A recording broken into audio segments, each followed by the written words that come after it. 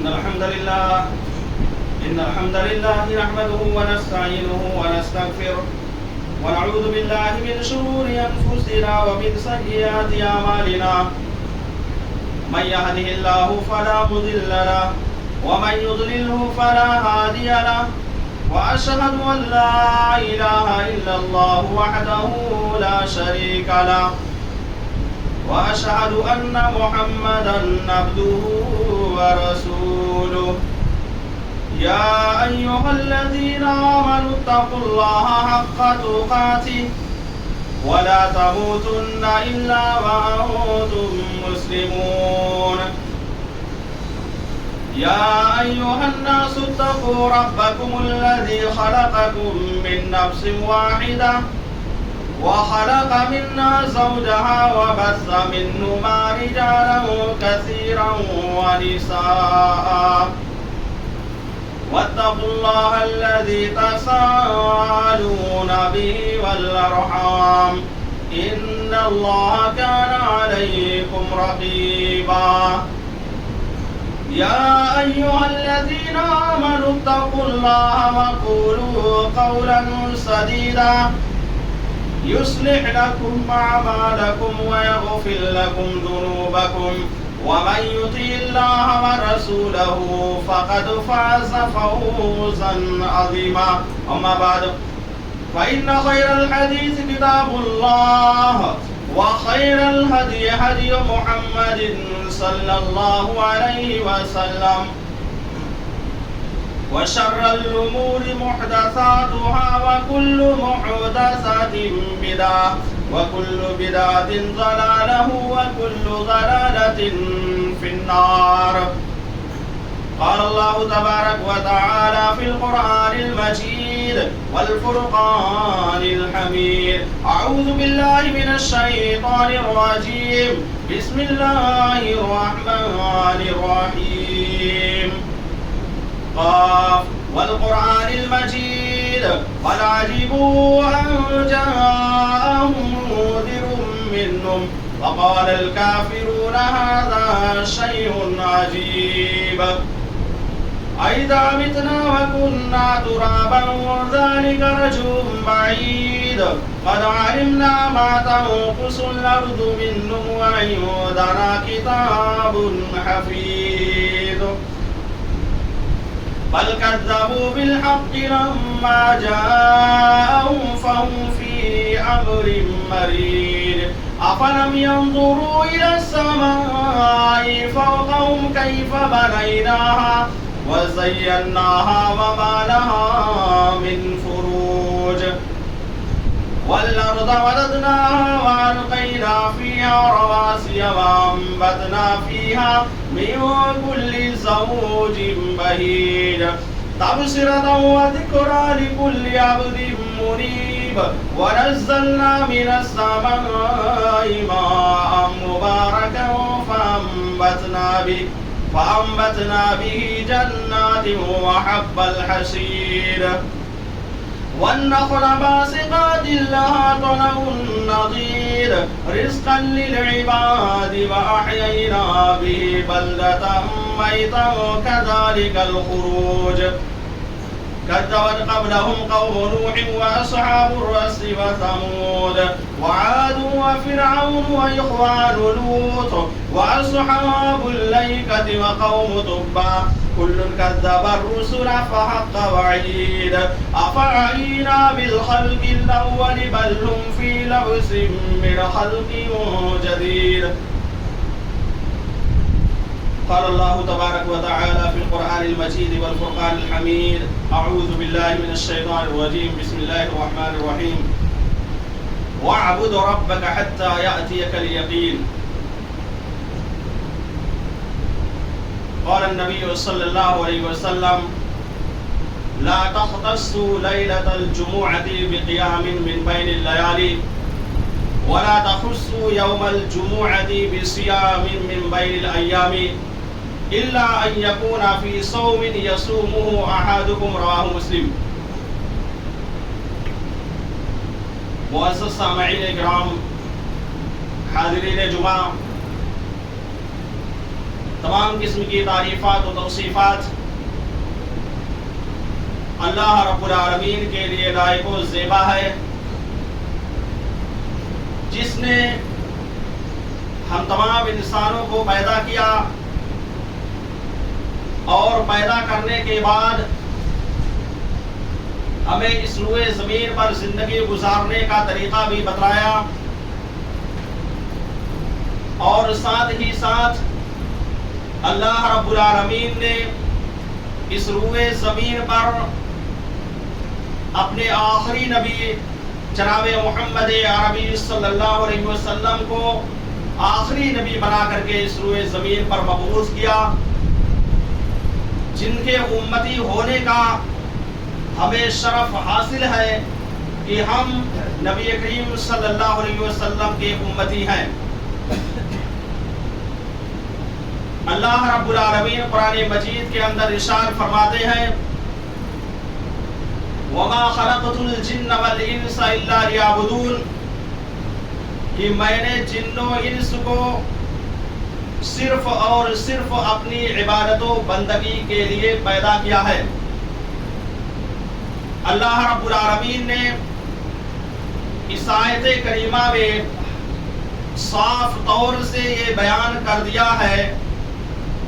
کہ میں نے اس روئے زمین پر چاہے وہ انسان ہو یا چاہے وہ جنات ہوں، ان لوگوں کی پیدائش کا مقصد یہی ہے کہ وہ اللہ رب العالمین کی عبادت و بندگی کریں، لیکن عبادت کے لیے زندگی کا کوئی زمانہ یا سال کا کوئی مہینہ یا مہینے کا کوئی ہفتہ یا ہفتے کا کوئی دن یا کوئی رات متعین نہیں ہے۔ شریعت نے نہ تو اللہ رب العالمین نے اور نہ ہی نبی کریم صلی اللہ علیہ وسلم نے کسی ایک دن کو عبادت اور بندگی کے لیے خاص کیا ہے کہ صرف اسی دن عبادت کرو اور سال بھر یوں ہی غیروں کی طرح زندگی گزارتے رہو۔ اس طرح کی آپ کو کہیں بھی کوئی دلیل نہیں ملے گی۔ تو پتہ یہ چلا کہ ہم کو کسی ایک دن کو عبادت کے لیے خاص کر کے اور باقی ایام اللہ رب العالمین کی عبادت سے غافل رہیں، اس کی عبادت و بندگی نہ کریں، اللہ رب العالمین نے کسی بھی جگہ پر یا نبی کریم صلی اللہ علیہ وسلم نے کسی بھی احادیث مبارکہ میں بیان نہیں کیا ہے۔ رب العالمین نے کہا وَاعْبُدْ رَبَّكَ حَتَّى يَأْتِيَكَ الْيَقِينُ، کہ تم اپنے رب کی عبادت و بندگی کرو یہاں تک کہ موت آ جائے۔ اس آیت کریمہ میں اللہ رب العالمین نے یہ بیان کر دیا کہ انسان سن بلوغت سے لے کر یعنی جب وہ بالغ ہو جائے تو اس وقت سے لے کر اس کے جسم کے اندر جب تک سانس باقی رہے گا، اس کے جسم کے اندر جب تک روح باقی رہے گی، اس وقت تک اس کو عبادت و بندگی کرنا ہے۔ اور عقل مند ہوشیار انسان جس کے اندر عقل مندی پائی جاتی ہے، وہ اللہ رب العالمین کی عبادت و بندگی کے لیے اپنی زندگی کو وقف کر دیتا ہے۔ ایسا بالکل نہیں کرتا ہے کہ اپنے لیے یا اپنے بال بچوں کی پرورش کے لیے، اپنے بال بچوں کے آرام و راحت کے لیے ایسا کبھی بھی عقل مند اور ہوشیار انسان نہیں کر سکتا ہے کہ اللہ رب العالمین کی عبادت سے غافل ہو کر کے اس دنیا کے اندر اپنی آسائش اور اپنے آرام کے سامان کو مہیا کر کے اپنی اخروی زندگی کو فراموش کر دے۔ ایسا کوئی بھی عقل مند آدمی نہیں کر سکتا ہے۔ اس لیے ہمیں چاہیے کہ ہم اللہ رب العالمین کی عبادت و بندگی سال کے 12 مہینوں میں کریں۔ کوئی دن یا کوئی رات یا کوئی گھنٹہ منٹ جس میں اللہ رب العالمین نے ہمارے اوپر عبادت فرض کی ہے اس کو یوں ہی ضائع و برباد نہیں کرنا چاہیے. لیکن آج افسوس کے ساتھ کہنا پڑتا ہے کہ مسلمانوں کی ایک جماعت ایسی ہیں جن کے ذہن و دماغ کے اندر یہ بٹھا دیا گیا ہے اور یہ بتلا دیا گیا ہے کہ سال میں 2-3 روزے رکھ لیا جائے یا 2-4 راتوں میں قیام کر لیا جائے, شب بیداری کر لی جائے, جاگ لی جائے, یہی انسان کی دنیاوی اور اخروی کامیابی کے لیے کافی ہو جائے گا. لیکن ایسے لوگوں کو نبی کریم صلی اللہ علیہ وسلم کی یہ حدیث جو کہ صحیح مسلم کے اندر موجود ہے, اس کو غور سے پڑھنا چاہیے اور اس حدیث پر غور کرنا بھی چاہیے. اللہ کے نبی صلی اللہ علیہ وسلم نے اس حدیث میں کہا لا تختصوا لیلۃ الجمعۃ بقیام من بین اللیالی, کہ راتوں میں سے جمعہ کی رات کو عبادت کے لیے خاص نہ کرو. ولا تخصوا یوم الجمعۃ بصیام من بین الایام الا ان یکون فی صوم احدکم, اور دنوں میں سے جمعہ کے دن کو روزے کے لیے خاص نہ کرو الا یہ کہ روزہ رکھتے رکھتے جمعہ کا دن آ جائے تو کوئی حرج نہیں ہے. اس حدیث میں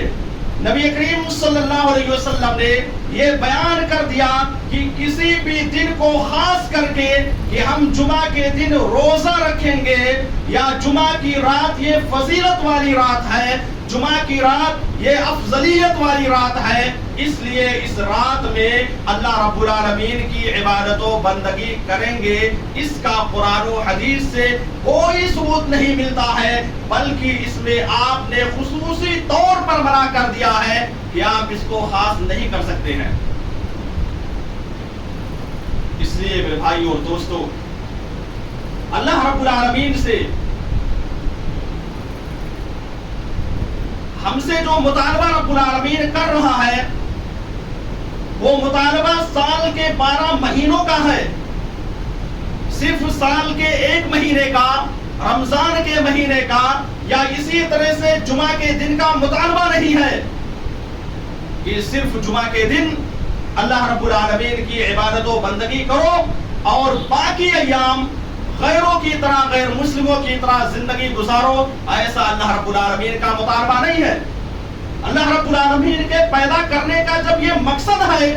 کہ اس روئے زمین پر ہمیں رب العالمین کی عبادت و بندگی کرنی ہے اور اسی لیے پیدا بھی کیا ہے, تو اس میں ذرہ برابر کوتاہی اور کمی نہیں کرنا چاہیے. کیونکہ آپ کو معلوم ہونا چاہیے کہ یہ دنیا کی زندگی یہ چند دن کی زندگی ہے. دائمی اور ہمیشگی والی اگر کوئی زندگی ہے تو وہ آخرت کی زندگی ہے, جو زندگی کبھی بھی ختم ہونے والی نہیں ہے. آج ہم اس دنیا کے اندر رہ کر کے اپنے بال بچوں کی آسائش اور آرام کے لیے اپنی اخروی زندگی کو برباد کر دیتے ہیں. میرے بھائی اور دوستو, یہی بچے جن کے لیے آپ پریشان رہتے ہیں, جن کے لیے آپ بہترین بلڈنگ تیار کرنے کی کوشش کرتے ہیں اور جن کے لیے بہترین پراپرٹی کو تیار کرنے کی کوشش کرتے ہیں, یہی بچے مرنے کے بعد آپ کو ذرہ برابر بھی فائدہ نہیں پہنچا پائیں گے. اس لیے میرے بھائی اور دوستو, اس لیے اللہ نے کہا انما اموالکم و اولادکم فتنہ, کہ تمہارے اموال اور تمہاری اولاد یہ فتنہ ہے. فتنہ کیوں کہا؟ اس لیے کہ انسان اس میں غافل ہو جاتا ہے. تو غفلت کی ہمیں زندگی نہیں گزارنا ہے, بلکہ بالکل الرٹ ہو کر کے اللہ رب العالمین کی عبادت و بندگی سال کے 12 مہینوں میں کرنا ہے. آپ نبی کریم صلی اللہ علیہ وسلم کو دیکھیے,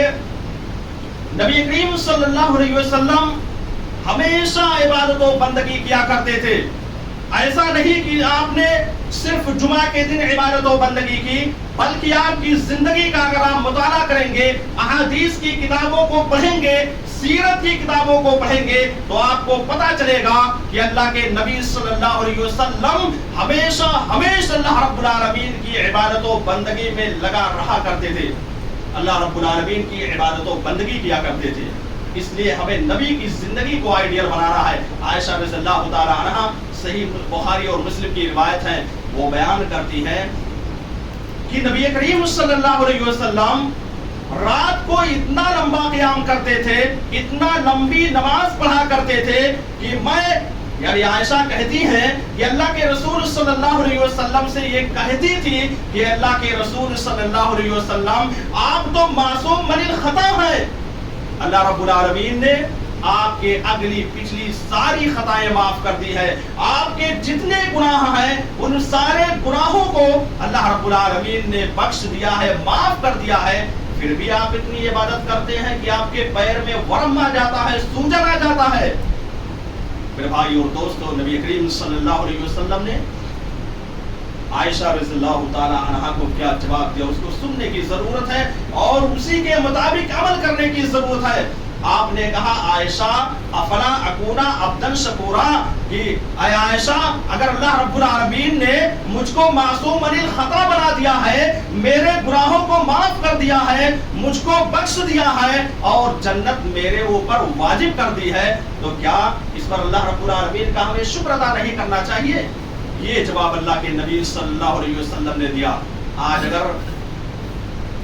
آج ہم میں سے کس شخص کو دنیا کے اندر جنت کی بشارت مل گئی ہے؟ بتلائیے،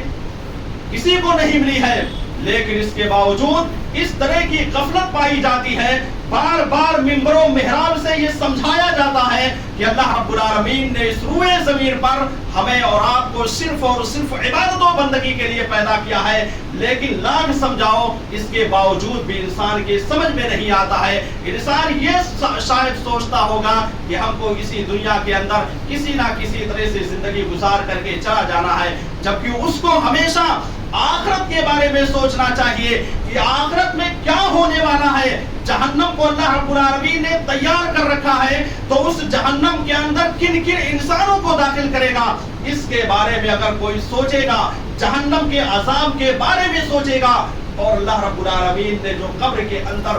عذاب کے بارے میں اور نبی کریم صلی اللہ علیہ وسلم نے جو احادیث مبارکہ میں بیان کیا ہے کہ قبر کے اندر عذاب ہوتی ہے ان لوگوں کو جو اللہ رب العالمین پر ایمان رکھتے نہیں ہیں، یا جو ایمان رکھتے ہیں لیکن عمل صالح نہیں کرتے ہیں. اگر اس طرح سے غور کرے تو میں سمجھتا ہوں کہ ہر انسان عمل صالح کرنے کے لیے تیار ہو جائے گا. اس لیے میرے بھائیو اور دوستو، یہ شعبان کا مہینہ چل رہا ہے، اس کے بعد رمضان کا مہینہ ہے، اور شعبان کے مہینے میں اللہ کے نبی صلی اللہ علیہ وسلم اگر عبادت کو دیکھ لیجئے تو عبادت میں سب سے زیادہ آپ نفلی روزہ رکھا کرتے تھے. اسی طرح سے اللہ کے نبی صلی اللہ علیہ وسلم نے یہ بیان کیا، حمد و ثنا کے بعد جب بھی آپ خطبہ دیا کرتے تھے تو خطبہ جمعہ میں آپ یہ کہا کرتے تھے، اما بعد فإن خیر الحدیث کتاب اللہ وخیر الہدی ہدی محمد صلی اللہ علیہ وسلم. یہ سب سے بہترین کتاب یہ اللہ رب العالمین کی کتاب یعنی قرآن مجید ہے. وخیر الہدی ہدی محمد، اور بہترین راستہ محمد رسول اللہ صلی اللہ علیہ وسلم کا راستہ اور طریقہ ہے.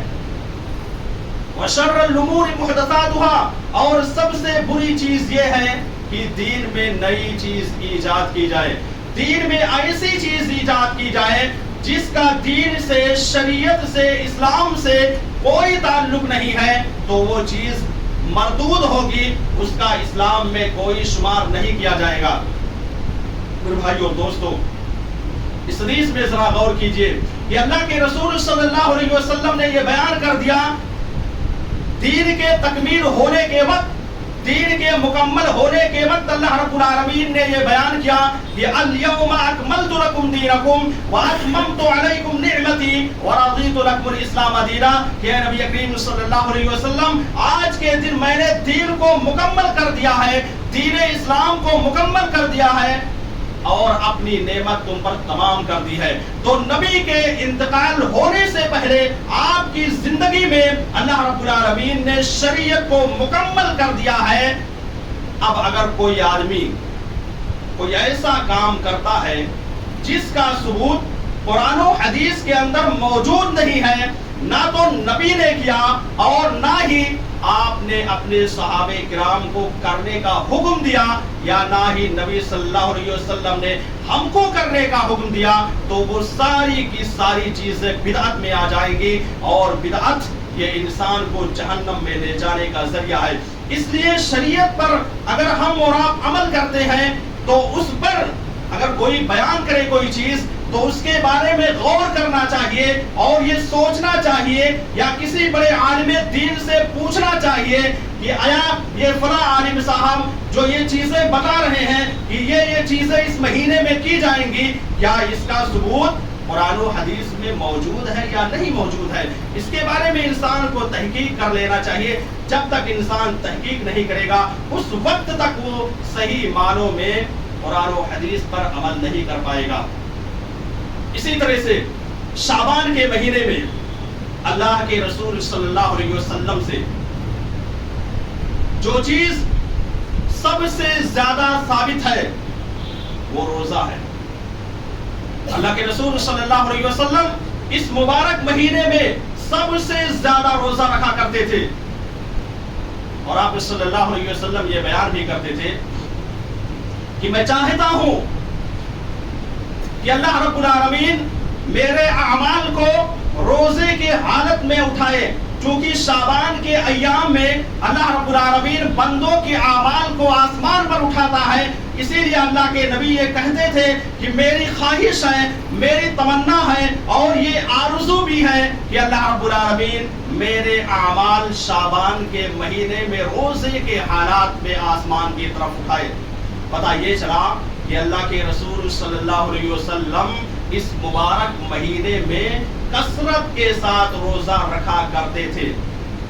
کیسا؟ کثرت کے ساتھ، یعنی بہت زیادہ اس مہینے میں روزہ رکھا کرتے تھے۔ عائشہ رضی اللہ تعالیٰ عنہا بیان کرتی ہے اللہ کے نبی صلی اللہ علیہ وسلم اس مبارک مہینے میں ما رأیت النبی صلی اللہ علیہ وسلم اکثر صوم یصومہ الا شعبان، کہ اللہ کے رسول صلی اللہ علیہ وسلم شعبان کے مہینے میں کثرت کے ساتھ روزہ رکھا کرتے تھے۔ لہٰذا اگر کوئی آدمی یہ کہے کہ شعبان کی 15ویں رات کو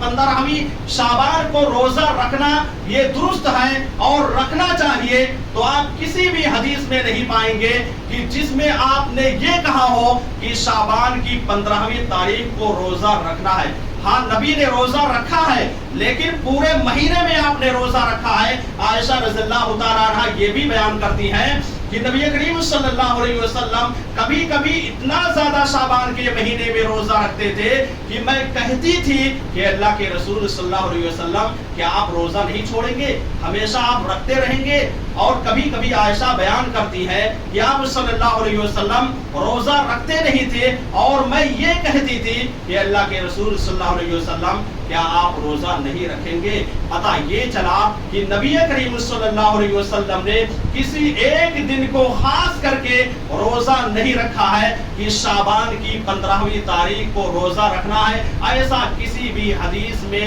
جو کہ صحیح حدیث ہو اس میں نہیں مل سکتا ہے۔ لہٰذا میرے بھائیو اور دوستو، اگر کوئی آدمی شعبان کا روزہ رکھ رہا ہے، رکھتے رکھتے شعبان کی 15ویں تاریخ بھی آ گئی اور اس میں وہ رکھ رہا ہے تو کوئی حرج نہیں، لیکن اگر کسی نے یہ خاص کر دیا کہ شعبان کی 15ویں تاریخ کو ہم کو روزہ رکھنا ہے تو یہ شریعت میں جائز نہیں ہے، شریعت نے اس کی اجازت نہیں دی ہے، خاص کرنے سے منع کیا ہے۔ جیسا کہ میں نے آپ کے سامنے جمعہ کے تعلق سے بھی روایت پیش کی ہے کہ کسی دن کو اللہ کے نبی صلی اللہ علیہ وسلم نے عبادت و بندگی کرنے کے لیے کہ خاص کر کے عبادت و بندگی اسی دن میں کرنا ہے، ایسا کرنے سے منع کیا ہے۔ آپ لوگ تھوڑا آگے آ جائیے تاکہ پیچھے جو لوگ آ رہے ہیں ان کو دقت نہ ہو۔ اور ہمیشہ پہلی صف کو مکمل کرنا چاہیے، کیونکہ پہلی صف کی فضیلت بھی بہت زیادہ ہے۔ پہلی صف کا مطلب یہ ہوتا ہے کہ یہ فرشتوں کی صف ہے اور اس کا اجر و ثواب بھی بہت زیادہ ہے، اور اس کے بعد کی جو صفیں ہوتی ہیں اس کا بھی اجر و ثواب زیادہ ہے۔ اس لیے ہمیشہ صف بندی کر کے بیٹھنا چاہیے، یہی تعلیم۔ اور خاص کر کے دیوار پر ٹیک وغیرہ لگانا یہ بالکل درست نہیں ہے، اس لیے براہ کرم دیوار کا ٹیک چھوڑ کر کے آگے آپ لوگ آ جائیے۔ تو ام سلمہ رضی اللہ تعالیٰ عنہا یہ بھی بیان کرتی ہے کہ نبی کریم صلی اللہ علیہ وسلم کو میں نے مسلسل 2 مہینہ روزہ شعبان اور رمضان کا دیکھا رکھتے ہوئے. گویا کہ ان ساری روایات کو اگر اکٹھا کر لیا جائے تو ان روایات سے یہی بات معلوم ہو جاتی ہے کہ اللہ کے نبی صلی اللہ علیہ وسلم شعبان کے مہینے میں کثرت کے ساتھ روزہ رکھا کرتے تھے. اور اس روزہ رکھنے کی حکمت کو بھی آپ نے بیان کیا. اسامہ بن زید رضی اللہ تعالی عنہ جو کہ حدیث کے راوی ہیں وہ بیان کرتے ہیں کہ میں نے اللہ کے نبی سے سوال کیا، پوچھا کہ اللہ کے نبی صلی اللہ علیہ وسلم آپ شعبان کے مہینے میں اتنی زیادہ روزہ کیوں رکھتے ہیں جبکہ آپ کو اس کے بعد رمضان کے مہینے کا روزہ رکھنا ہے؟ تو آپ نے واضح طور پر اور صاف لفظ میں یہ فرمایا کہ اسامہ بن زید، شعبان کے مہینے میں اللہ رب العالمین بندے کے اعمال کو آسمان کی طرف اٹھاتا ہے اور اٹھاتا ہے تو میری خواہش ہے کہ میں اپنے اعمال کو جب اللہ رب العالمین میرے پاس سے وہ اعمال اٹھائے تو روزے کے ایام میں اٹھائے. یہ میری خواہش ہے، یہ میری تمنا اور آرزو ہے. اس لیے اسامہ بن زید میں اس میں کثرت کے ساتھ روزہ رکھتا ہوں. میرے بھائی اور دوستو، یہ شعبان کی فضیلت کے سلسلے میں کہ شعبان میں اللہ کے رسول صلی اللہ علیہ وسلم کس طرح روزہ رکھتے تھے، یہ ساری دلیلیں میں نے آپ کے سامنے پیش کی ہیں جن سے یہ بات معلوم ہوتی ہے کہ آپ پورے شعبان کے مہینے میں روزہ رکھتے تھے. لہٰذا کسی ایک دن کو خاص کر کے روزہ نہیں رکھنا ہے کہ شعبان کی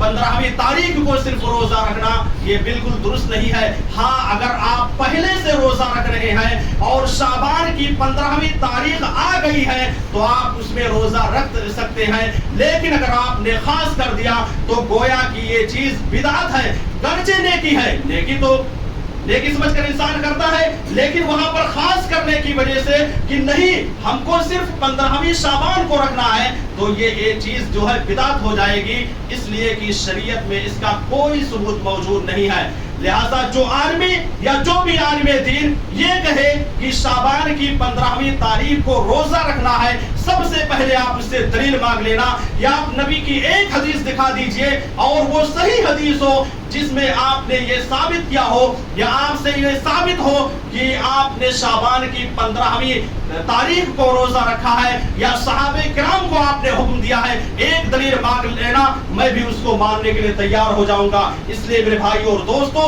یہ ساری حدیثیں اپنے ذہن میں رکھیے. میں نے شعبان کی مناسبت سے یہ سوچا یہ ایک قسم کی یہ بدعت پھیلی ہوئی ہے، لوگوں کو اس کے فضائل کے بارے میں یا اس کی اہمیت کے بارے میں یا شعبان میں ہم کو کیا کرنا ہے اس کے بارے میں مکمل جانکاری نہیں ہے. اس لیے میں نے سوچا کہ آج کے خطبہ جمعہ میں اسی پر خطاب کیا جائے. تو یہ شعبان کے روزے کے فضیلت کے سلسلہ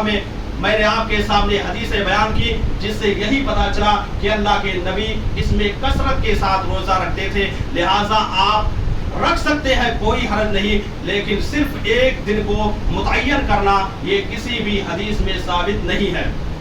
اسی طرح سے شعبان کی رات کے سلسلے میں، شعبان کی جو 15ویں رات آتی ہے اس کے سلسلے میں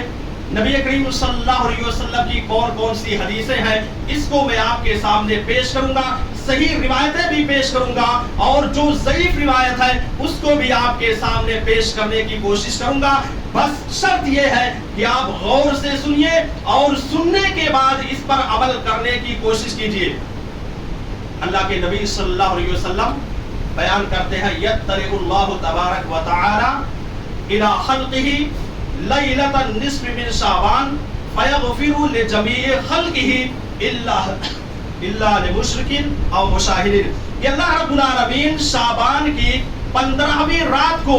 اپنے بندوں کی طرف نظر رحمت سے دیکھتا ہے. رحمت کی نظر سے اللہ رب العالمین شعبان کی 15ویں رات کو دیکھتا ہے اور اس رات میں رب العالمین مشرک اور اسی طرح سے جو کینہ پرور ہوتے ہیں جن کے اندر اپنے مسلمان بھائی سے عداوت و دشمنی پائی جاتی ہے یا جو شرک کرتے ہیں یا جو اللہ پر ایمان نہیں رکھتے ہیں، ان دونوں کے علاوہ سبھی لوگوں کی مغفرت کر دیتا ہے. اس رات کو شعبان کی 15ویں رات کو اللہ رب العالمین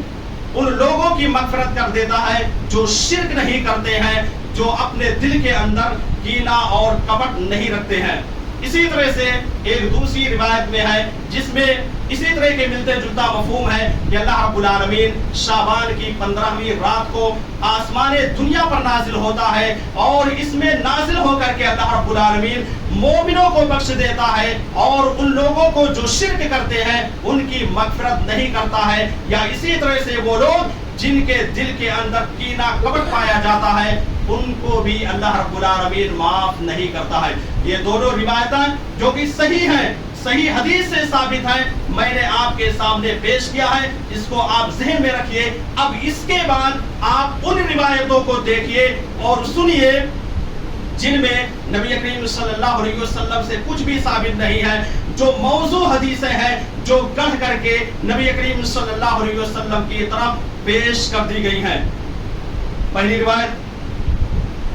لوگ بیان کرتے ہیں کہ شعبان و شہری و رمضان و شہر اللہ، کہ اللہ کے نبی نے کہا، یہ ضعیف روایت ہے، دھیان میں رکھنا، شعبان و شہری کہ اللہ کے نبی نے کہا کہ شعبان یہ میرا مہینہ ہے، و رمضان و شہر اللہ، اور رمضان یہ اللہ رب العالمین کا مہینہ ہے۔ ایسا کوئی کہہ سکتا ہے؟ نبی صلی اللہ علیہ وسلم تھوڑا اس طرح سے کہیں گے کہ یہ شعبان میرا مہینہ ہے اور رمضان رب العالمین کا مہینہ ہے۔ یہ حدیث ضعیف ہے، علامہ البانی نے اسے ضعیف قرار دیا ہے۔ پتہ یہ چلا کہ یہ موضوع روایت ہے، ضعیف روایت ہے، جس کو لوگ عوام الناس کے درمیان میں مشہور کر رہے ہیں، پھیلا رہے ہیں، بتا رہے ہیں، چونکہ عوام کو معلوم ہی نہیں ہے کہ کون سی حدیث صحیح ہے، کون سی حدیث ضعیف ہے، تو اس کو جس طرح سے بتایا جائے گا وہ اسی کے مطابق عمل کرنے کی کوشش کریں گے۔ اسی طرح سے ایک دوسری روایت جس میں یہ ہے کہ ایک مرتبہ اللہ کے نبی صلی اللہ علیہ وسلم عائشہ رضی اللہ تعالی عنہا کے پاس موجود تھے۔ اس کے بعد آپ وہاں سے اٹھتے ہیں، رات کا وقت تھا، اٹھتے ہیں اور اٹھ کر کے آپ جنت البقیع کے اندر جاتے ہیں۔ عائشہ رضی اللہ تعالی عنہا آپ کے پیچھے پیچھے آتی ہیں جنت البقیع میں۔ آپ صلی اللہ علیہ وسلم نے کہا کہ عائشہ تم میرے پیچھے کیوں چلی آئی؟ تو عائشہ رضی اللہ تعالی عنہا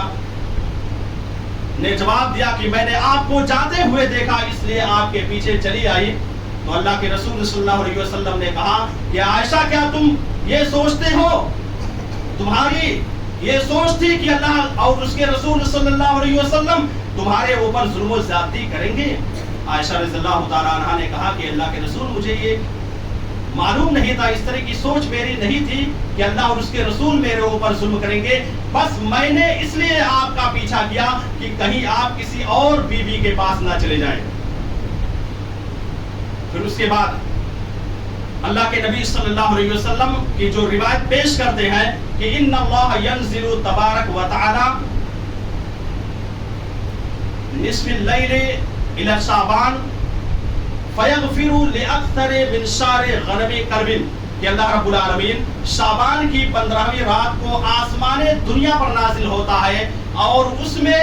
بنو کلب کے جو بکریوں کے بال ہیں اسی کے مطابق بندوں کو معاف کر دیتا ہے۔ یہ روایت جو میں نے ابھی پیش کی ہے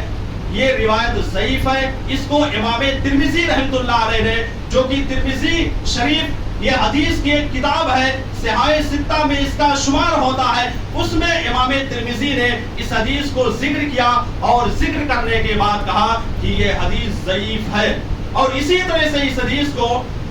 امام بخاری رحمۃ اللہ علیہ نے کہا کہ یہ حدیث ضعیف ہے، اس کے بارے میں ذرہ برابر بھی شک و شبہ موجود نہیں ہے۔ پتہ یہ چلا کہ یہ روایت جو لوگوں کے درمیان مشہور ہے یہ بالکل ضعیف ہے، یہ بنو کلب کے بکریوں کے برابر اللہ رب العالمین لوگوں کی مغفرت کر دیتا ہے۔ لیکن ایک بات دھیان میں رکھنا کہ جو عائشہ رضی اللہ تعالی عنہا کا قصہ ہے، جو واقعہ ہے عائشہ رضی اللہ تعالی عنہا کا،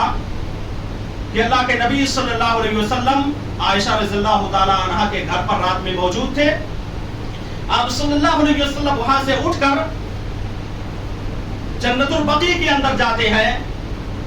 اور وہاں پر جا کر کے مغفرت کی دعا کرتے ہیں۔ تو یہ قصہ بالکل صحیح ہے، اس میں ذرہ برابر بھی شک و شبہ نہیں ہے۔ جنت البقیع کے اندر آپ جاتے ہیں یہ پوری روایت صحیح مسلم کے اندر موجود ہے، جس پر سبھی لوگوں کا اتفاق ہے کہ صحیح مسلم کے اندر کوئی بھی روایت ایسی موجود نہیں ہے جو ضعیف ہے۔ یہ پورا واقعہ، پورا قصہ عائشہ رضی اللہ تعالی عنہا کا اس میں موجود ہے۔ واقعہ یہ ہے، تھوڑا غور سے سننا، یہ واقعہ کہ اللہ کے نبی صلی اللہ علیہ وسلم ایک رات عائشہ رضی اللہ تعالی عنہا کے پاس آئے، آپ نے اپنے چادر کو اتارا اور اپنے جوتے کو اتار کر کے اپنے سر کے قریب رکھا اور ایسے لیٹ گئے۔ عائشہ رضی اللہ تعالی عنہا کے بارے میں آپ نے سوچا کہ شاید سو گئی ہیں، آپ اٹھتے ہیں اور اپنے جوتے کو پہنتے ہیں، اپنی چادر کو اوڑھ کر آسانی کے ساتھ وہاں سے نکل کر چلے جاتے ہیں تاکہ عائشہ رضی اللہ تعالی عنہا کو علم نہ ہونے پائے، پتہ نہ ہونے پائے۔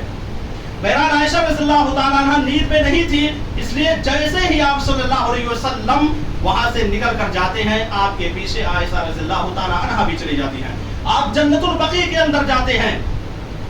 اس کے بعد عائشہ رضی اللہ تعالی عنہا بیان کرتی ہیں کہ آپ صلی اللہ علیہ وسلم وہاں جانے کے بعد اپنے دونوں ہاتھوں کو اٹھا کر کے بقیع والوں کے لیے جو جنت البقیع کے اندر مدفون تھے، جن کو وہاں پر دفن کیا گیا تھا، ان لوگوں کے لیے مغفرت کی دعا کرتے ہیں۔ پھر اس کے بعد وہاں سے دعا کرنے کے بعد آپ دھیرے دھیرے گھر کی طرف چلے آتے ہیں۔ عائشہ رضی اللہ تعالی عنہا جیسے ہی دیکھتی ہیں کہ آپ صلی اللہ علیہ وسلم دعا کر کے فارغ ہو گئے، فوراً وہاں سے وہ آگے چل دیتی ہیں۔ جب اللہ کے نبی صلی اللہ علیہ وسلم دوڑنے لگتے ہیں تو عائشہ رضی اللہ تعالی عنہا بھی دوڑتی ہیں۔ جب آپ تیز چلتے ہیں تو عائشہ رضی اللہ تعالی عنہا بھی تیز چلتی ہیں، یہاں تک کہ عائشہ رضی اللہ تعالی عنہا کا بیان ہے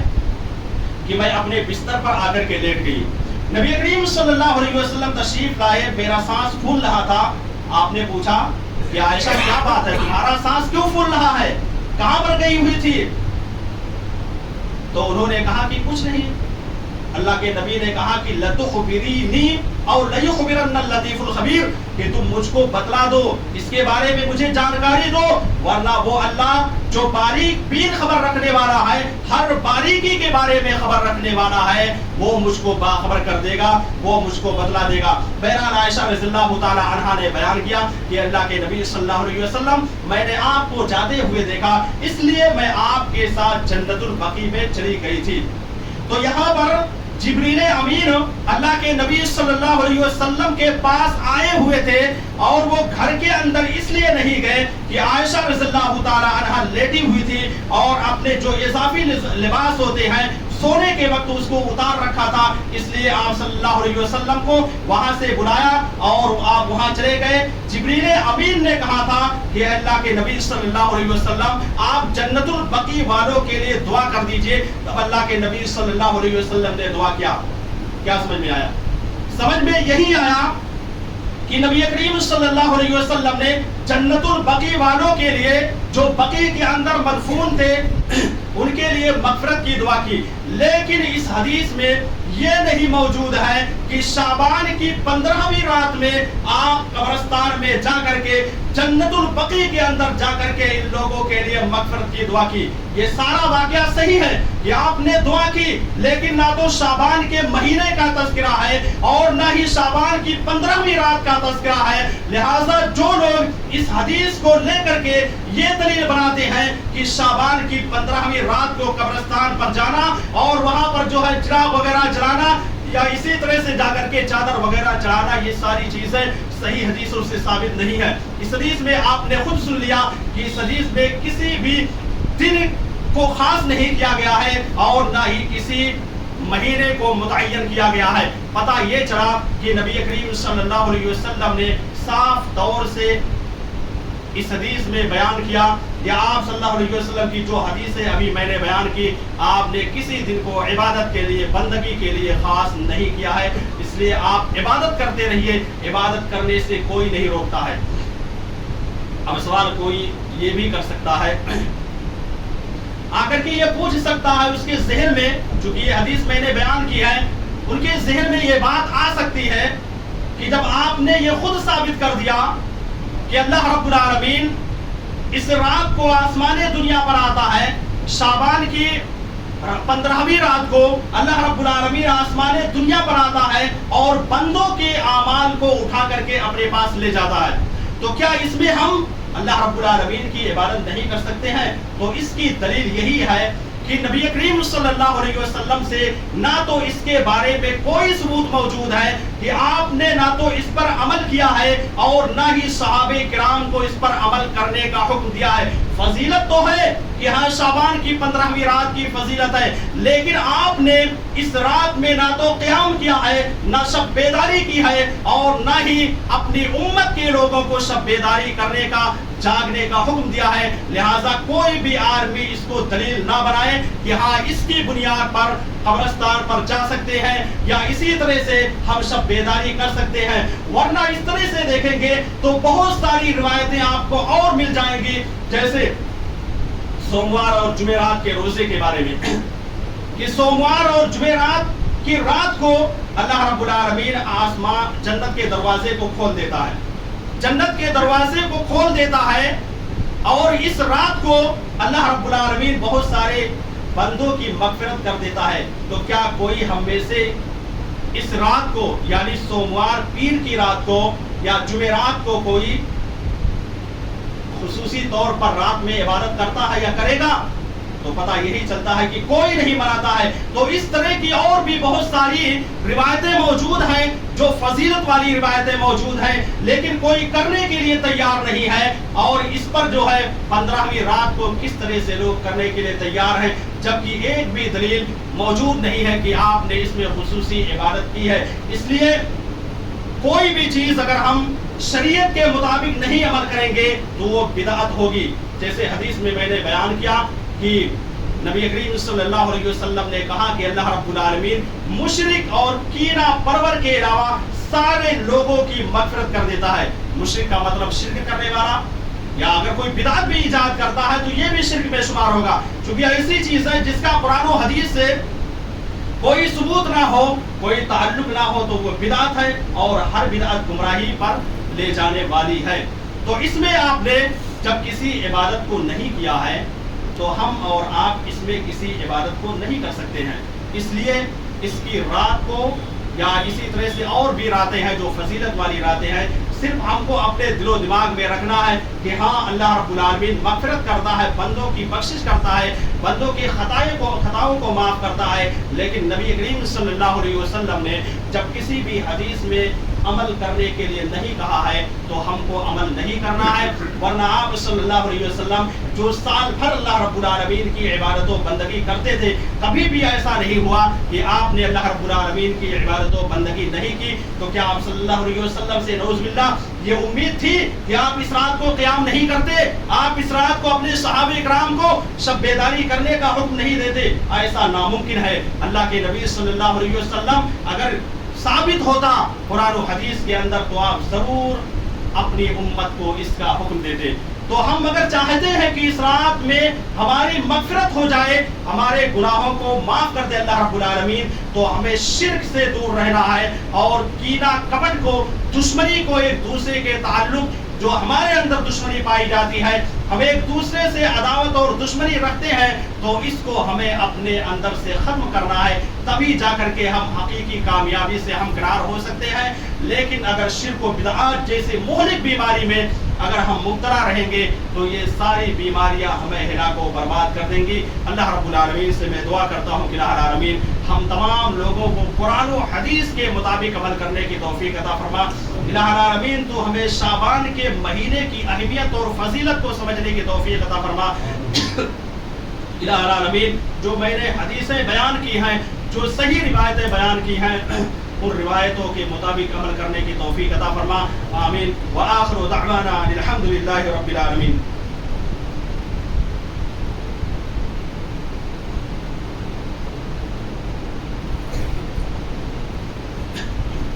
ان الحمد للہ نحمده ونستعینه ونستغفره ونعوذ باللہ من شرور انفسنا ومن سیئات اعمالنا